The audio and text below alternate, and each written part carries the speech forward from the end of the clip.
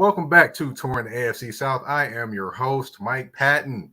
And on this episode, we're going to be talking about the Tennessee Titans.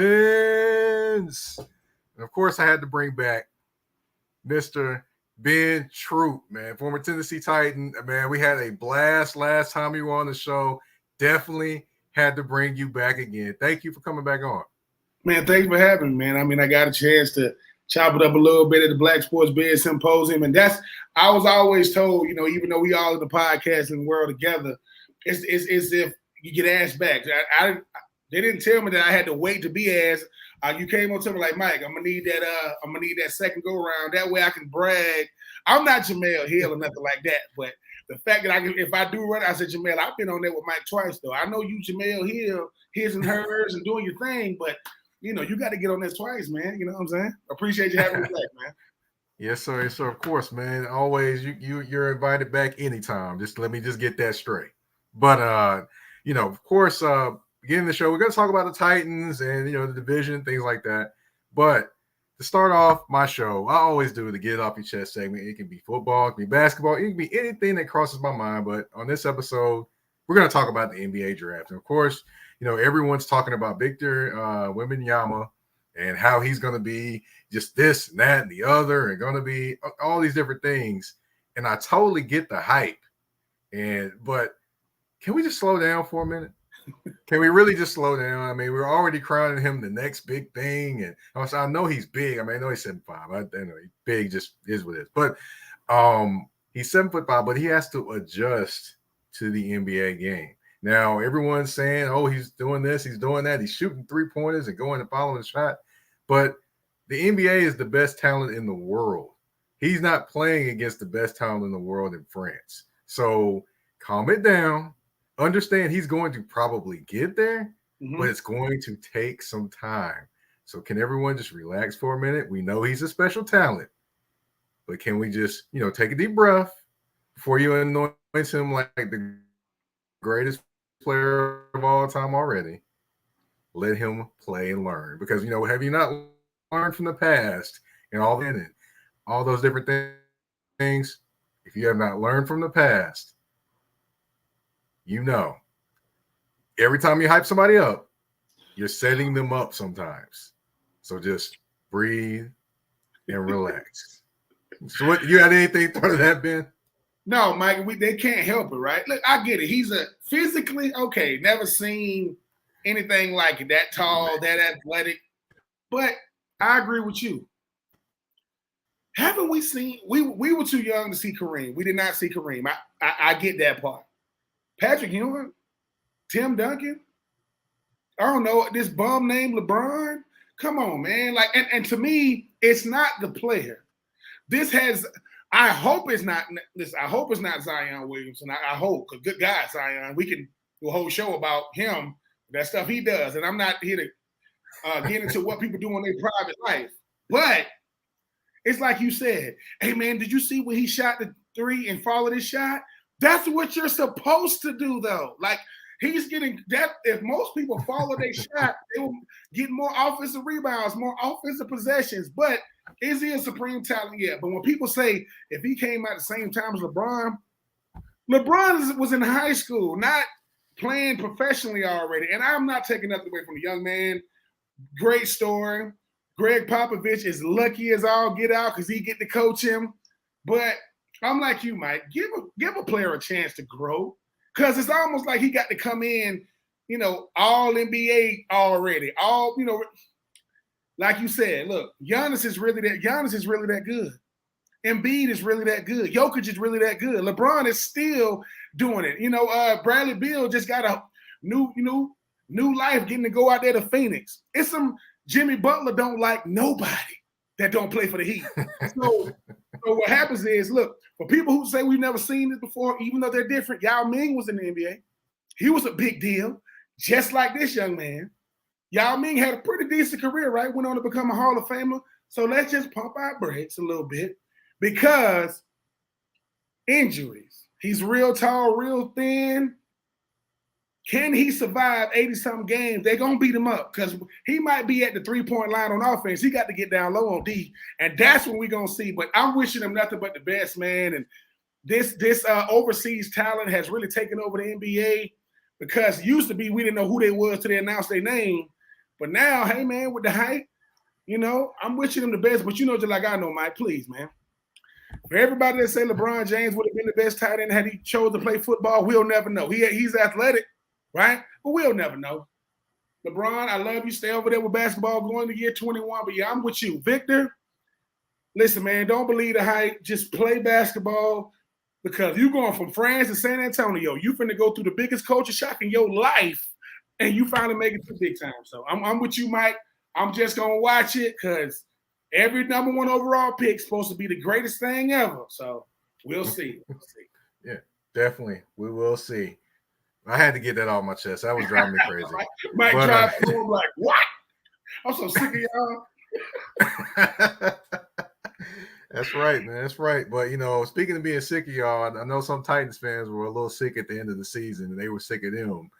Started the season 7-3 and did on 7 straight, including the last game against the Jacksonville Jaguars to lose the division. Now, when I first had you on the show, we were talking about, Titans, and you had the Titans win the division. I did. Anybody else was doing. And they were proving you right up to an extent. And then just like the bottom fell out. So how surprising was that finish to you for the Tennessee Titans? It was shocking. It was shocking because it's hard to lose 7 in a row. I don't care what team you are. It's hard to do that. But the Titans understand they've developed a pretty good winning mentality under Mike Vrabel. They understand how to close. They understand hard-nosed defense, run the football, play action.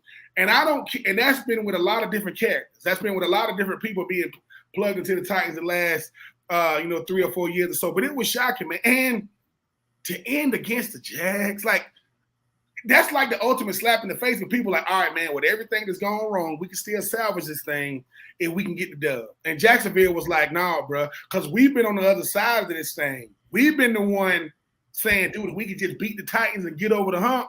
And what's dangerous about it is Trevor Lawrence year 2, Travis Etienne second year, but really first year because he tore his ACL. All them additions on offense from, good God, Evan Ingram. Take it easy on my Titans a little bit. Saving his best games for them. And it just looked like it's like the changing of the guard, man, happening right in front of our eyes. And you know what it is, Mike. I can live with a veteran team beating a veteran team. No, this is a young team beating us. A lot of these guys, they just got to Jacksonville, literally. So that's what the scariest part because, going into the offseason, even though I didn't know, shout out to my homie Rand Carthon, former teammate, now the first, black GM in Titans history. He had his work cut out for him, signing Jeffrey Simmons, which we'll get to hopefully. But it's like, man, and then they go on to win a playoff game. So it was, listen, Jacksonville, they know I talk a lot of trash about them, but dare I say, man, they've gotten really, really good. They've gotten young, good in a hurry. And that might not be the best for them Titans moving forward, man. Yeah, it might not be. It might not be. You kind of answered my next question I had for you. Did you kind of see the Jacksonville Jaguars getting on that type of roll to finish the season? No, because they're so young, right? And the thing about, Travon Walker and, when some of your oldest players are 25, those are your veteran players. I just thought that the culture has to shift before the team gets better. That's what people don't get. And they listen. I did not give Doug Peterson enough credit, man. I really, because Urban Meyer, that was a nightmare, right? That good God, so bringing him in and him just calming the waters. Listen, fellas, this is what a professional working environment looks like, feels like, is like. Mm-hmm. Having faith in this second-year quarterback, Travis Etienne, I think, good God, this dude might be the best player on the team. Take nothing away from Trevor Lawrence and the new additions, but the last thing you want to give a young guy is confidence. When Jacksonville did what they did against Dallas, I was like, oh, okay. Even though it is Dallas, right? I was like, okay, they built it. And then when they beat the Titans, to me, that was them saying, dude. Now, Trevor Lawrence and them boys only been in the league 2 years, but Josh Allen and them, they're like, dude, the Titans, they beat up on us, but they pad their stats when they played us. We got Derrick Henry going for 100 yards against us, right? When they beat them, that was because I was always told, man, you build your team to beat the best team in your division first. That's how you – then you worry about the playoffs second. And dare I say they did it? They did it. And while the Titans can't win a game, Jacksonville went on a roll and kept it going. Yeah, man, it was shocking, man, because like I said, my best friend BJ, man, he a Jags fan. He a Florida State fan. I'm a Florida guy. He's a Jacksonville guy. I'm a Tennessee guy, and we just find a way to dislike each other. I just knew the Titans were going to right all them wrongs. All right, with everything that's happened, we going to beat them boys from Jacksonville, get back to what we do. Nope. Them boys going home. Derrick Henry and them boys don't even know what it's like to go home that early. They had gotten used to making the playoffs. So, hey, man, it was rough, Mike. I can't lie, man. And then they go on to win that playoff game against the Chargers. That was about as dramatic as it get. And when they won, they were like, what is going on? So, hey, man. And they add Calvin Ridley this year. Oh, my freaking God. It might get ugly, man. It might get ugly in 2022. Yeah, I took a look at that game, and I was like, okay. When they scored right before half, I was like, they finna come back. The only reason I knew it was gonna happen because I was like, okay, it would just be our luck that they come back, and then also the Chargers are gonna be the Chargers. Nobody, the Chargers are yo God, the Chargers. All that star power. For what? They literally got everybody. Khalil Mack, Bosa, Derwin James, Keenan Allen, Mike Williams lost. And I just like, I don't, and that's another thing, man. They already making moves against so-called perennial playoff teams, in bigger markets, man. That little team down there in Duval County, man, they're a problem right now, man. We're gonna have to do something about them, man. Well, we're definitely gonna talk about what they, are planning to do going into next year. That'd be the Tennessee Titans. We're going to talk about that and more when we come back from this commercial break on Touring the AFC South with your host, Mike Patton. A shift. A shift is something that happens and changes the dynamics. And that's what happened when Garrett Logistics was born. After 10 years as a sales pro in the logistics world of sporting goods, John Garrett decided to pivot to the world of freight and start a brokerage. So you're saying to yourself, why trust Garrett Logistics? Well, Garrett Logistics helps shippers improve overall workflow, along with increased on-time pickup and delivery percentages. Last-minute loads, multi-drop pickups, and more are part of the services with Garrett Logistics. They're available Monday through Friday, 7 a.m. to 6 p.m., and Saturday, 8 a.m. to 12 p.m., all times Central Standard Time. So give them a ring at 615-400-8484. That's 615-400-8484, or you can email them at john@garrettlogistics.co or visit their website at garrettlogistics.co. Garrett Logistics, where the motto is, it's not just freight to us, it's your business.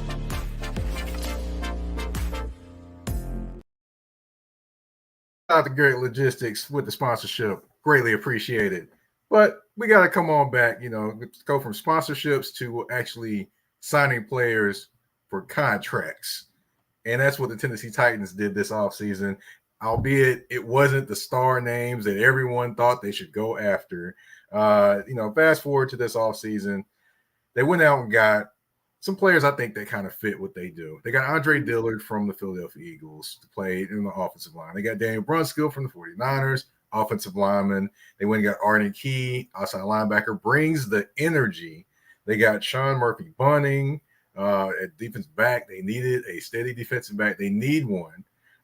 They got Azeez Al-Shaair from the 49ers to replace David Long Jr. They got a lot of different pieces that they added in that fit kind of the culture of the Tennessee Titans. What did you think of those pieces they added in free agency? I knew that Rand Carthon coming from San Francisco, he was going to bring some guys. And Azeez, he was to me the biggest one because, kind of playing behind Fred Warner, those guys, is he ready for that star role, though? Because guys got potential, but they've never had to do it yet, and I think he's built for it. Obviously, I got to know Arden Key a lot, his time in the league. He does bring – having that energy on the defensive line, man, it doesn't lack identity, man. It lacks consistency. It's got to be consistent. Sean Murph coming over for that mentality of his, come from KC. I think that I think it started to stop this offseason with Jeffrey Simmons because every year, even though Rand didn't get a chance to hire Vrabel, there are certain guys that if you get rid of them, because I was there when the Titans got rid of got rid of my guy Mac 9. Certain guys, if you get rid of, it's a trickle effect throughout the whole organization. Thank God they got that done. But I think they did what they did with the money that they had. When you ain't got a lot of money, you got to get guys. It ain't discounts, but you ain't signing guys to these huge deals. I mean, Ryan Tannehill money still on the book. Derrick Henry is making a lot of money, right? I mean, Kevin Byard, which I do agree with Kevin. His game hasn't slowed down to take no pay cut, but that's a lot of money. You're talking about $19 million and $15 million and $20 million going to three people, and I'm not counting nobody's pockets, but I think with what they needed, they was able to fill some holes because the thing about the Titans are real similar to New England. You ain't going to be going crazy when you see these additions, but they got to fit the mold of a Tennessee Titan. They got to fit the mold. They're going to be hard-nosed, hard-working, bring your hard hat to work type guys. Because that's what Vrabel is. Vrabel like, look, it ain't sexy, right? It ain't going to be no sexy picks. We're not going to be in the news by breaking news signings outside of Jeffrey Simmons, but I think they fill some holes. I mean, you talk about David Long Jr., his thing was injuries. He kept getting injured, so you be like, man, I got to move on from him. And then with his new squad, he's already injured over there. It's like I got to have consistency. We're going to see how it's going to be, replacing Taylor Lewan. I mean, he started getting injured at the end, but I think it's a need thing, Mike, but it's a fit. You got to fit what we're trying to do. And we'll see, man, because like I said, it wasn't sexy. It wasn't no wild type signings. But I think for what the Titans needed, a place like Nashville, you famous, but you ain't no celebrity. You can still kind of move around and be yourself. I think because a lot of those guys, they coming from high profile type teams. San Francisco, big media market. Kansas City, the best team in the league. Nashville. Totally different. But I think for what they needed, I think they did a good job. I mean, but obviously that litmus test is going to be, the fall when they kick it off for real. That's right. And then Sean Murphy Bunny, that's Tampa Bay on that one, but he is a Super Bowl champion. Yeah. Definitely. Super Bowl champion brings a lot of weight coming in. I'll take anybody that and winning the Super Bowl in Tampa is much different than Kansas City. I mean, sorry, Tampa, but TB12, I mean, he's gone, and y'all finna get back to not the old days, hopefully. But, it ain't finna be no Super Bowls coming in anytime soon. I can about guarantee that. Right. They are bringing the creamsicle uniforms back, so you never know. They're bringing them back a little bit. I love that, and I'm gonna need them Titans to bring back, the baby blue Oilers, man. Come on, man, bring back them powder blues, man. Why not? They might. I think this year they're supposed to. There've been hints at it, so we're going to see what happens, man. You know what I would love to see? I would love to see Warren Moon come out the tunnel with the baby blue uniform on, and then the Titans follow him. Man, that would be great. I mean, listen, I think what it is, if Warren Moon come out, that means they got to do the all white and the baby blues this year when you talk about. But what it is, Mike, it's superstition when it comes to classic throwbacks. You got to win, because if you lose, they're gonna say it's because of the jersey. So you got to win that you can win against. So we're gonna probably play the Texans, when we wear that. Hopefully get a dub. Well, I'll say this though, I don't think the Texans are going to be a pushover this year, but we're going to get there. No, sir. No. Speaking of, places, a guy that's still looking for a place to go or a place to play, that would be Mr. DeAndre Hopkins. There we go. I was about to say Deshaun Hopkins, DeAndre Hopkins, but yeah, DeAndre Hopkins is a free agent. He got cut by the Arizona Cardinals. He has visited the Tennessee Titans, and he has visited the New England Patriots. Now, he had his best season under Tim Kelly as a wide receiver in the NFL. And Tim Kelly was his offensive coordinator, for those that don't know. However, he did play for Bill O'Brien, who is now the offensive coordinator with the Patriots.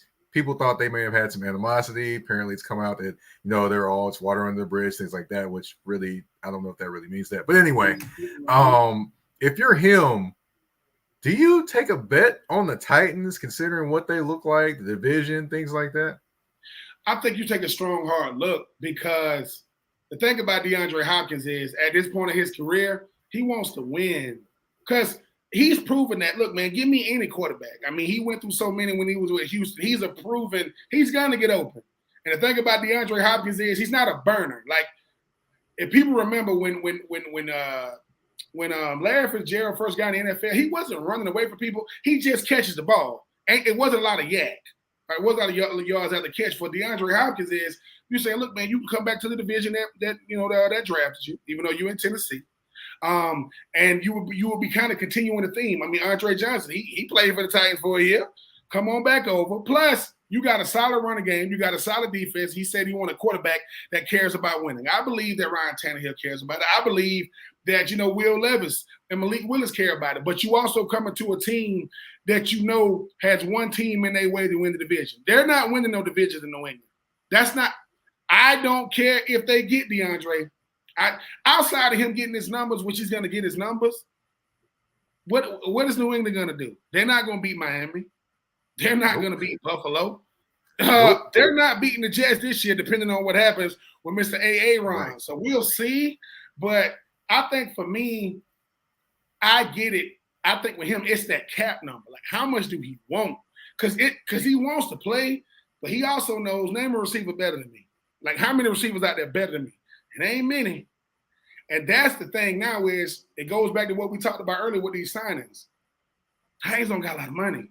So how do I get a guy like DeAndre who's going to want a multi-year deal? He's not going to want a one-year deal.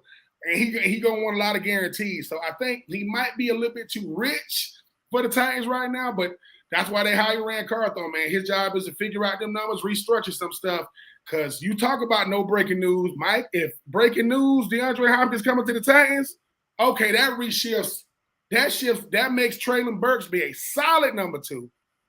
You got Chigwo, and you got a guy like that. Hey, man, that can make that offense really, really potent. But like I said, man, they're gonna have to do some Houdini stuff with upstairs if they want to sign DeAndre. Yeah, I totally hear you. But the one thing I would say in regards to DeAndre, what they could do is they could kind of backload the contract because, quiet as it's kept, the Titans do have a lot of cap space going into the next season. So could potentially backload it because, Ryan Tannehill, Derrick Henry are actually in their last year of their contracts. So, it's just a thought there. But do I think and for people who don't know, you know what separates Tennessee from a lot of teams? No state tax. That stuff helps people. Yeah. I'm trying to tell you. Listen, them Florida teams, them Texas teams, that's why New York Giants and Jets are really in New Jersey, no state tax. I'm just trying to you want to save as much money as you can, man. Super Bowl rings, you can get one of them off of eBay. I'm telling you, I've seen them on it. Not that I didn't bid on it, but I have seen a legitimate one. You were speaking about the wide receiver room, and you spoke of a particular gentleman, Mr. Traylon Burks. Now, last year coming into camp, everyone was talking about his asthma and how he wasn't healthy or, things like that, and how he couldn't stay healthy. He was making great catches, but, he's often injured. Coming into this season, he trained here in Nashville. He came in better shape. He looks like the guy. So even if they don't get DeAndre Hopkins, to me, I have a lot more faith in Traylon Burks going into this season because of the work he's put in. Now, from what you've heard, have you heard him? I don't know if you've heard him kind of talking to the media, just the swagger and confidence he's talking with way more than last year. It just seems like to me that this might be the year he makes that jump from the year 1 to year 2. Do you kind of get that vision just based off the different things he's changed and kind of upgraded and made better about himself going into this year? I do, because he went through his rookie year was a nightmare starting in rookie mini camps, and he had to learn really, really quickly that, man, all eyes are gonna be on you. They're gonna watch Derrick Henry in the running game. They're gonna watch Ryan Tannehill in the passing game, right? They got this shifty tight end who can do no wrong because he plays every position, fullback, tight end, you. But with you the number one guy, and no matter what, rather it had nothing to do with you at all. They're gonna think you're the reason why AJ Brown, went to Philly. And you're not the reason. You're not. But and AJ Brown is going out there, they in the Super Bowl. So it's almost like with him, he had to grow up through scrutiny. They had to say, look, I'm not gonna tell you to come in a certain shape. You gotta want to do it. Now, getting real comfortable with the media. They listen, it is their job to take everything you say, put it in a little vault, and wait till the season come. And can you live up to it? Which I think he can. I mean, I remember him at Arkansas, man, big time player. I think for him, he's got to look at two people every play and say, I got to get open on two people. That cornerback in front of me, that safety over the top, that every number one receiver does it. So if he say, hey, man, if you start complaining about the two, hey, man, name Tyreek Hill, 2. Stephon Diggs, 2. Devontae Adams, 2. DeAndre Hopkins, 2. So for me, I like that he went through what he went through. But that's another good thing about Nashville is it's such a welcoming place, man. It's not so, every single day it's Titan news like crazy. You ain't on the front page. You in the sports page. But like I know, Mike, doing what you need to do, keeping yourself in shape, guess what? That's your job. You are a professional athlete, eating right, going to bed, staying off of social media, knowing the playbook, knowing what to do. That's your job. And if he can go out there and do that, I think he got a shot to be really good because he gonna get a lot of opportunities this season, man. And he should. But I am rooting for him, man, because like I said, I think he got some unfair criticism last year. Like for people who don't have asthma, it's hot as it all get out without asthma in Nashville. It's hot. And this boy got asthma. And what happens is drills in college ain't like drills in the pros, man. You going full speed. And before you can get your breath, they saying pat and go. They saying 7-on-7. They saying team takeoff. They saying one-on-ones. And guess what? Every period, he's first. He's first team. He got to jump in there. So I like his shot, though. I do. I like his ease of going there. Like the whole swagger thing that's confidence, man. I got to start showing it in real time. It's not going to be no more Marvin Harrisons who go to the Super Bowl and Pro Bowl and he never said a word. Never.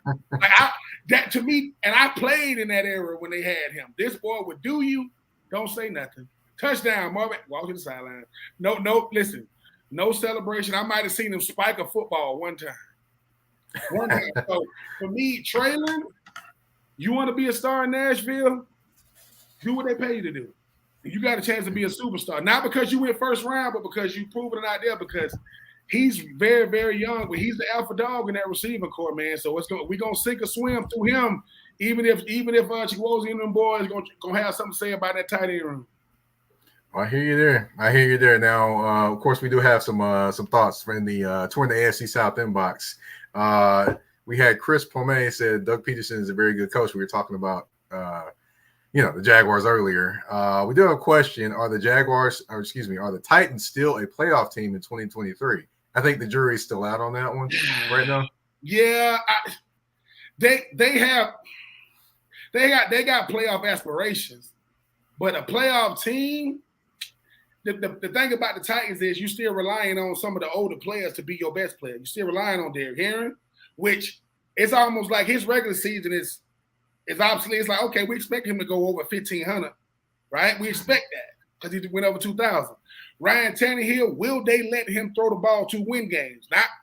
Not just extend drive. Will they let him throw it to win? And is Ryan Tannehill the best quarterback in the division? Because you got third-year Trevor, and you got 2 rookies. To me, those are the questions because the last thing you want is, old C.J. Stroud started lighting it up. And good God, that boy, I've seen Anthony Richardson a lot, right? If he can become what they hope he can become while not putting his body at risk, playoff aspirations, yes. Playoff team, I mean, because you lost 7 in a row to lose, man. And a lot of these guys weren't on the team last year. I'm gonna have to see, man, because I do think one of the more interesting divisions is the AFC South because Jacksonville got to prove they can be consistent. Right. The Titans got to prove they still around. And I'm sorry if you the Texans and the Colts, hey man, they got that we over here too type mentality. So it's gonna make for a great season. But for me, the Titans better be the number 2 because you got to beat them boys from Jacksonville. If you start feeling that heat from them other 2 teams, I think they'll lose that, man, because youth is not on their side at this point. That's true. And we had Troy Spanagle that said he said he needs 13 TDs from Traylon Burks this year. I was like, whoa. That's if he make 13 TDs, they're going to the playoffs. Hold on. 13. That means he might be tops in the league. That's double-digit receiving seasons, double-digit touchdowns. I mean, that means they got a plan in the red zone, boy, because he give you 13. Is all of them got to be receiving? They're going to hand him the rock in the backfield? So I don't care. If he give us 13, I don't care how he get it. Hey, man, put it back there at punt return. If you give me 13, that's about as good of a sophomore leap as you've seen. So, hey, Traylon, hey, man, all the best to you, sir. 13 TDs, all the best to you. That would be one touchdown catch in his rookie year to 13, which would be that'd be incredible. That'd be incredible. I don't see that type of jump happening, but No. I mean, listen, unless Derrick Henry finna just go off the field. Listen, man, once we get in the red zone, take Derrick Henry off the field.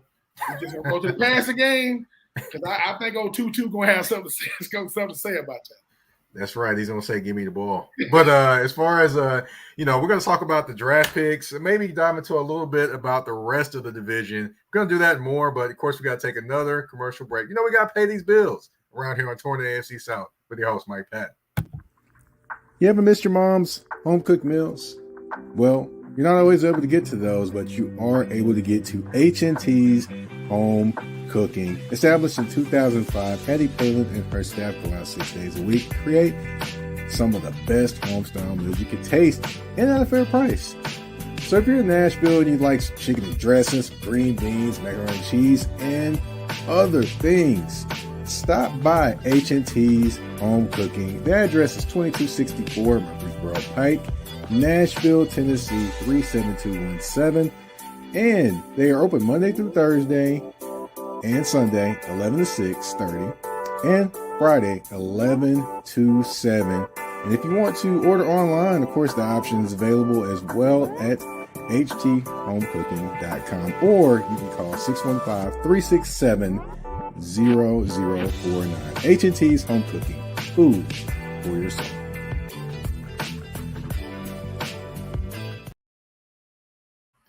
All right, and we are back, and on Sunday they probably gonna see me at H&T's. I gotta get that plate on Sunday at the church. So, but going to the next segment of the show, we're gonna talk about the draft picks, of course, with the Tennessee Titans. But at first, I do want to ask you. I didn't get to ask you in the last segment, but year one to year two, camp. How was it different for you going into year two than it was for year one? Well, for me, it's crazy. I broke my foot in off season and going into my second year. So my whole training camp was like rehabbing, but the confidence though, because people don't understand. I mean, NFL pressure is different because it's pressure for everybody collectively and individually. And I was the top pick in 2004. So me and a guy named Bo Schobel both had injuries going into the offseason, after the offseason, going into our second year. Jeff Fisher looks at me and says, "Take your time." He told Bo Schobel, who was in the same draft as me, "You better hurry up and get back out there." That was the difference. And we sitting in the same training room. I'm on this table, he on that table. But, Mike, the last thing you want to do, man, is feel like you're not earning your money. And I understand injuries happen, but the show must go on. They still going through, Bo Scaife and Greg Gunther and all those guys, Ben Hall out there running around with, Aaron Kinney. And I'm like, every rep I lose, they get better. I'm over here trying. So for me, it did speed up my rehab process, but my rehab was going on. So practice on one field, I'm on the other field. So they looking at me. So I'm over there giving even more effort, man, because Fisher, he looking at the team, he'll look at me. He'll look at the team, he'll look at me. So every time he's looking at me, I'm pouring extra water on my head to make it look like I'm out here trying to grind. But it was still though a chance to grow professionally, because what people don't understand, pros and professionals are different people. Like getting drafted, right, made me a pro. That don't make me a professional though. The two things are not the same. Professionals show up to do their job, no excuses. And Mike Munchak said it. He said professionals, he said most people, pros do things to get it right. Professionals make sure they don't know how to do it, get it wrong.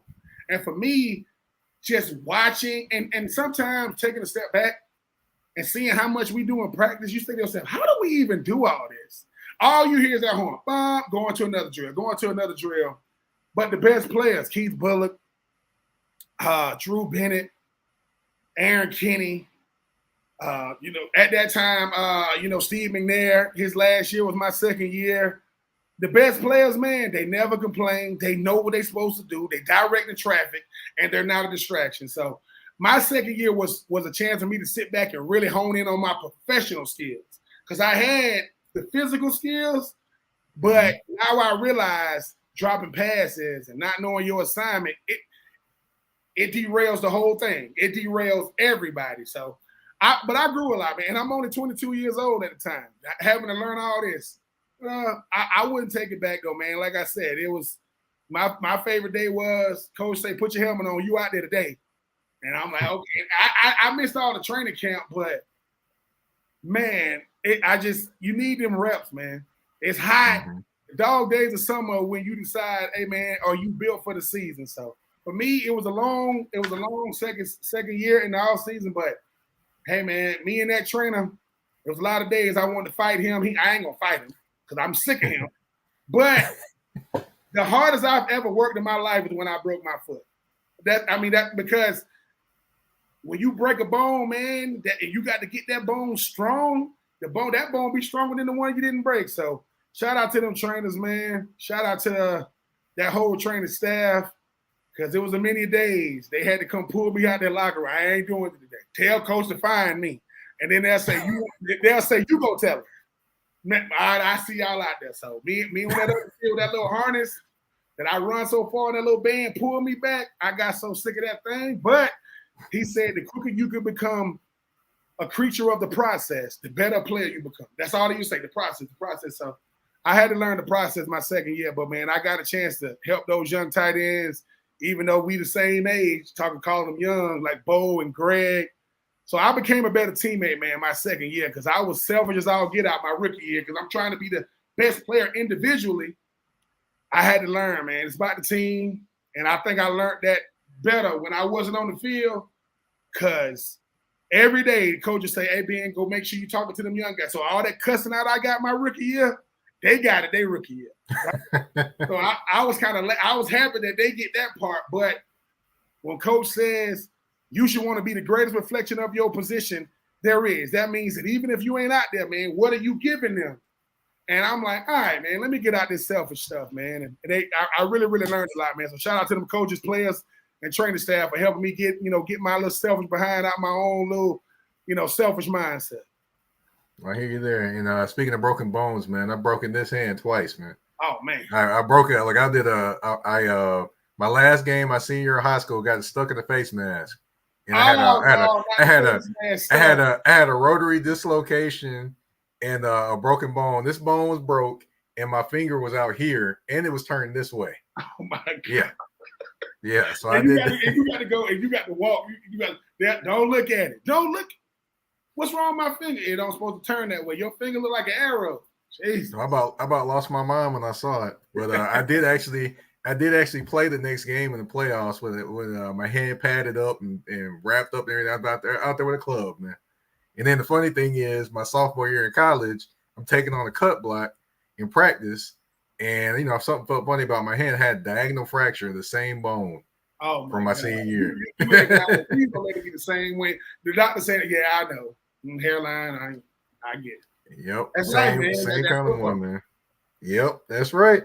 Now, getting these draft picks, let's get to the draft picks. I had to get the year difference from year one to year two, but we got to talk about the draft picks. And of course, the big draft pick, Peter Skronsky, they're bringing him in from Northwestern. And I mean, the guy comes in with attitude, talking about he'd love to just drive all the way down the field, running the football, burying defensive linemen. I was like, man, that's a Titans type of lineman right there. I mean, what did you think of just him and just his impressive in terms of features, but more than likely, but just more than that, his demeanor in terms of the game and how he wants to play the game. I mean, it fit perfectly with the Titans. Wouldn't you agree? It is. Can't coach mentality, man. That's something that you have to develop, and he has it. And he's not shy about it. He understands that coming to the Titans means, man, we're gonna run the football, man. We're gonna run the football, and that's what old lineman, like Skaronski, I mean, that's what he wants. He wants to be able to say, look, man, I can learn how to backpedal and get this passing game. Me putting my hand in the dirt, going straight ahead, I can do that every play. Whether we run it to the left or to the right. And you knew that no matter what, if the strength of this team is not the offensive line, it's going to be a long season. And you're replacing a guy like Taylor Warren. You're replacing a lot of guys on that O-line. So to go O-line first pick when everybody thought it was going to be what, is it going to be quarterback? Is it going to be any other position? I like his demeanor, man. I'm looking at his introductory press conference. I'm looking at Rand. I'm looking at Mike V. And they sitting here like shaking their head because they want you to be a reflection of how they think first. Hey, man, we brash over here now. Like we humble, but we confident. We ain't conceited, but we are convinced over here. That's what he is. And like I said, I don't like nice offensive linemen. Nice offensive linemen don't win games. They don't. I want an offensive lineman that off the field, they the nicest, easygoing, dependable people. On the field, I want them all in D lineman face. I want Jeffrey Simmons and them boys to not like this first round guy.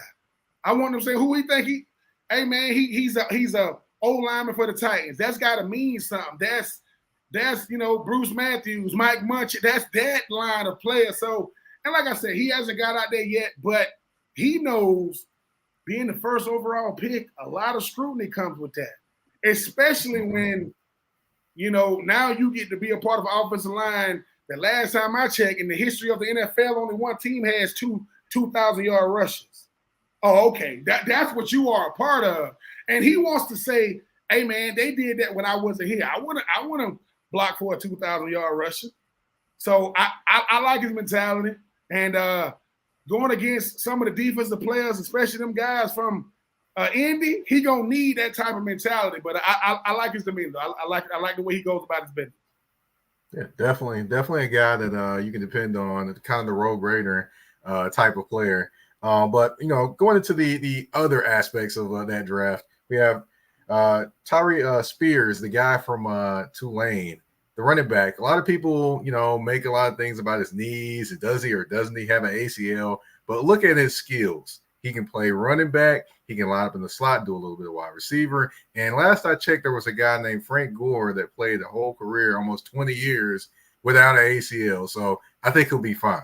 What do you think of just his addition, maybe to kind of fill the Hilliard role and maybe a little bit more with the things that he can do? I see him being the number 2 back, opening day. I see him being that third down guy because the thing, what Tajay brings is he's shifty, boy. Let me tell you something. I remember him when he was at Tulane. What I like about him is everybody needs to change their pace back. I need a guy that can get out there in the screen game. I need a guy that I can get in space and watch him do what he does. And that's the thing about Tajay is he's a very, very shifty back because the thing about backs in the NFL, I don't need 3 of the same guys. I need different guys. Tajay is everybody's different from Derrick Henry. Everybody is. But Tajay is going to be the reason why Derrick Henry is fresh week 17, not worn out. Tajay going to be the reason why they're going to tell Derrick, listen, man, we don't need you to give us 1,500. You want 1,500. We don't need it, though. We need you to give us 1,100. We need Tajay, and company to give us 700-800, all purpose. So I like it, man. When they got him, because that's the thing, man. The thing about the draft is finding them diamonds in the rough, man. Finding them guys. Because other teams wanted Tajay now. Make no mistake about it. But what I'm looking forward to him being, man, look, when you start talking about third down, and I got Traylon Burks, I got Chigwell, I got this shifty running back that can go out there in the slot. Who do I double? Because as soon as I put attention over here, they run the screen over here. So I'm looking forward to seeing him. I think he fits, and no matter what, Rand Carthon played running back, man. He knows running backs. Like he knows the ones to go get. I think they got to steal with a guy like Tajay, man. I'm looking for him to go out there and make some noise. Plus, like I said, Tajay can't do what Derek does. He can't take that pounding. His body isn't built to take the pounding that Derek does. But on third down, third and short, third and long, look out, man. Hopefully he can help us really open up that playbook. Because if I'm being honest, Derek here don't want to do that stuff. Derek, I don't want to be running them screens. Like, let that young boy get out there and run them screens. That's right. He gonna be doing this on third down. Absolutely. Get the first down, young man, so I can go be that road great.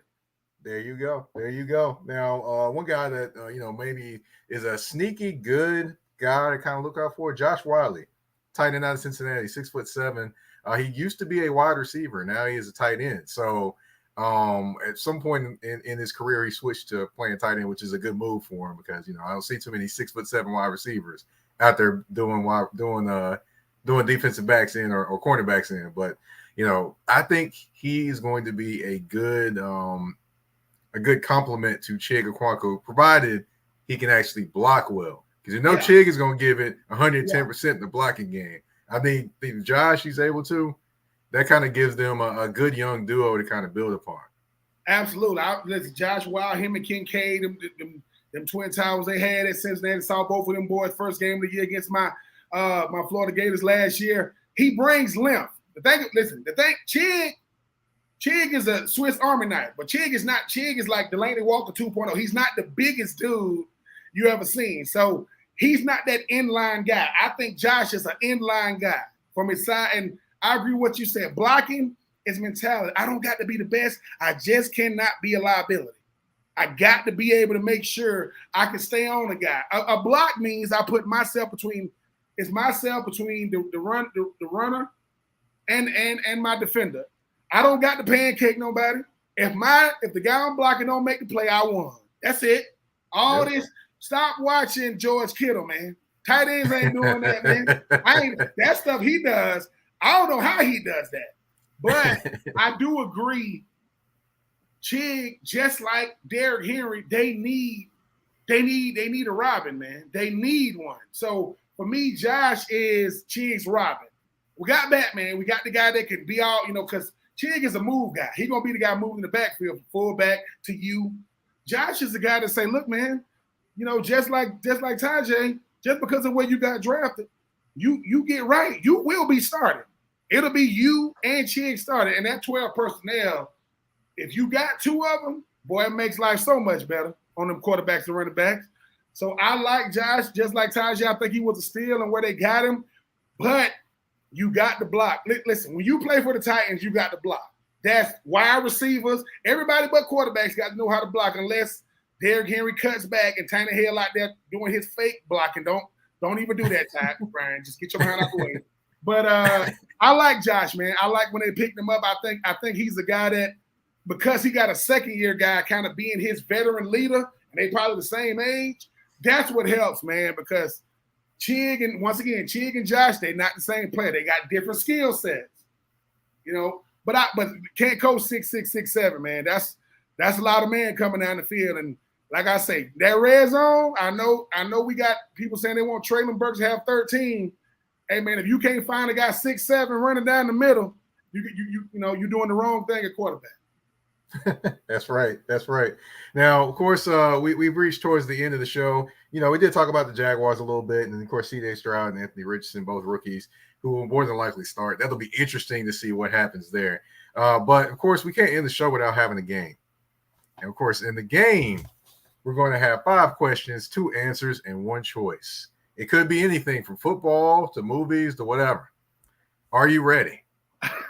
I hope so. Oh, man, I got a good one for you first. You're probably going to scowl at me. Tennessee or Georgia? You have to pick one team to root for in one game. Who you picking? I got to pick one. You got to pick one. Tennessee. I've never rooted. Listen, Georgia. No, I ain't rooting for them. It's not. So, and that's the worst of. That's the 2 of the worst evils I can get. But I will go with Tennessee if I got to pick one. All right. Now, Chig 1,000 yards or Burke 1,000 yards. Which one's more likely to happen?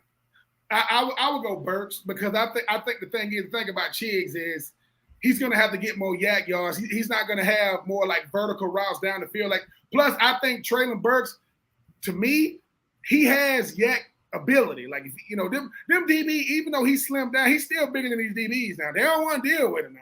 He's a problem out there. So for me, I need Traylon Burks to have 1,000. Chiggs, I would love it, but 1,000-yard tight ends don't really help your offense as much as 1,000-yard receivers do.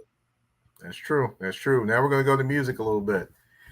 If you have to pick one album from these particular artists, I would say, who would you pick?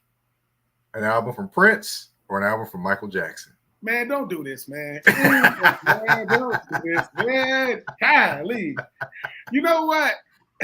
And people are going to get mad at me. I do think Prince is more talented, musically than Michael, but I'll still go with Mike only because Mike music do something to you, man. Mike music is like taking you back to your childhood, why you fell in love with him. Now, I can't go wrong with either one of these guys, but I'll go with Mike, man. That Thriller album, man, Jesus. I mean, the only reason why I don't do that stuff now, because my kids already think I'm weird, so I don't want to be doing the dances. Like, Daddy, what you doing? I'm in here like nothing. Daddy just trying to, Yeah, man. Hey, I would say that, I would agree with you in terms of Prince being more talented, but because he played instruments, did everything. That's what I'm saying. Did all the arrangements, all those different things. Mike wasn't. Mike may have done those things, but I don't think he did it to the level. Mike is choreographer. Prince is everything. Right. And then also, I would say that I'm gonna add this to Michael Jackson. Michael Jackson also will have you saying words that don't exist, like Tremone. People said Tremone, I don't know, 20 million times, and nobody knows what Tremone means. They just said it. Ain't nobody finna question what you say. When you Michael Jackson, man, Michael Jackson, I will say this, the mystique of either Michael Jackson is the only person that used to go out to cry in a forklift. Like, he ain't even on the ground. I ain't never seen that many people pass out in my life. Every time we do a concert, they passing out, man. This dude, they just want to touch him. So craziness. Yeah. All right, I'm going to give you one in movies. This will be interesting, too.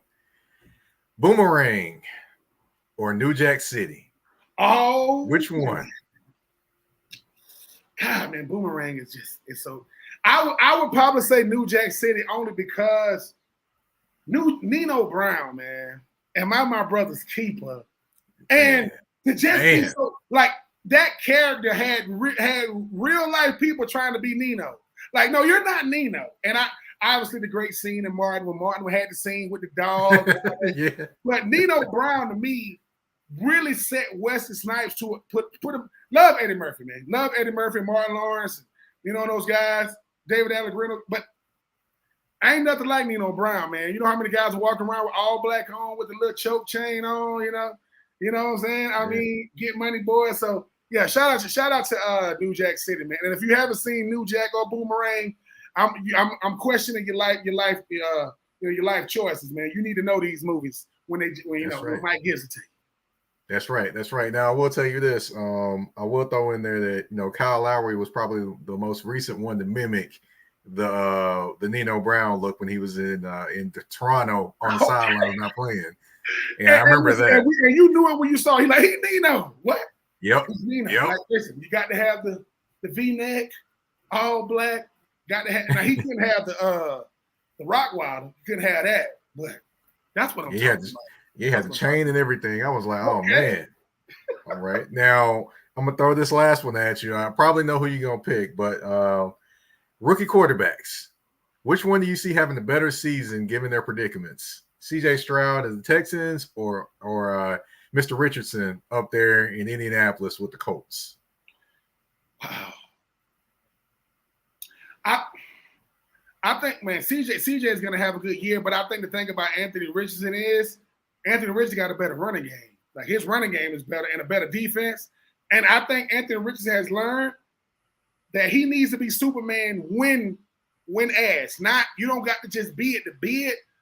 And just like me, Mike, I mean, look, ain't too many people trying to deal with that dude over field. I mean, 4'4", 6'4", 240.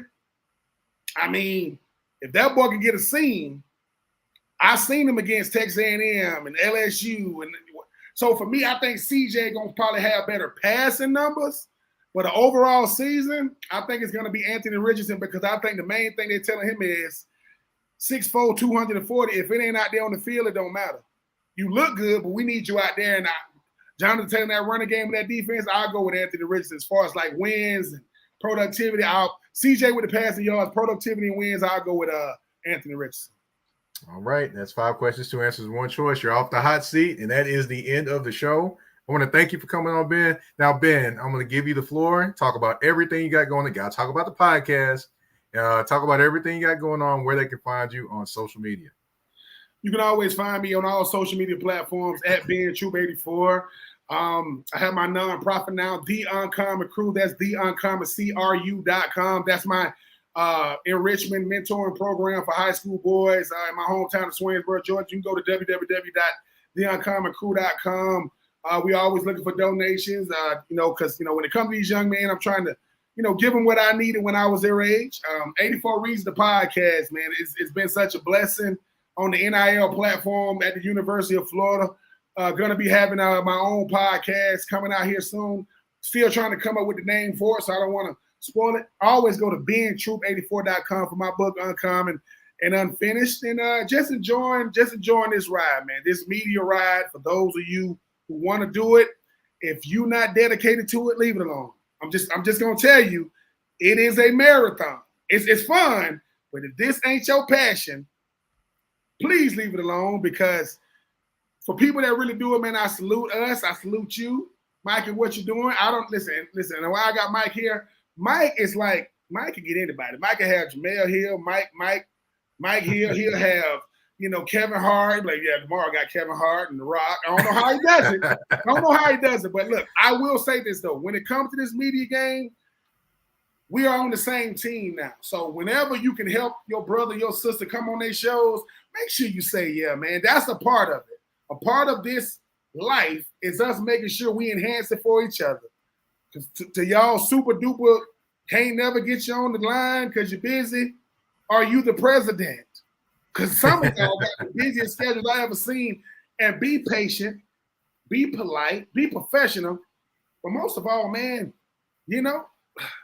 be visible. Let people know you out here, man. So, Mike, I always appreciate you coming on, man. I mean, you have me on because, like I said, if somebody would have told me I would have been doing this, I would have laughed. I would have laughed at them. But it takes on a life of itself. It is fun. I talk about you a lot when I'm in these circles, man. It'd be more people want to come on your show. I said, listen, man, Mike ain't hard to find, but you on the waiting list now. Just because you can get a contract, you got to book these guests ahead of time. That's the thing about this business. Book them ahead of time. But no, man, I've always appreciated coming on with you, man. You're doing a hell of a job with this touring the AFC South, man. I love to see you doing what you're doing. And your homegirl that I met, suppose I was already been on here. Yes, and listen, and I'm gonna ask her what I asked you: is cereal soup, man? Like, is cereal soup? Cereal to me. I can't say it's soup, man. Nah. I cannot do that, man. Nah. Cereal. Like cereal is cereal. Cereal is cereal. It's its own unique thing, man. It is. And it's not a breakfast food. People just usually eat it. How do I know? Because I've been to college. Cereal is a delicacy in college. Mm-hmm. In ramen noodles too. Cereal and ramen noodles.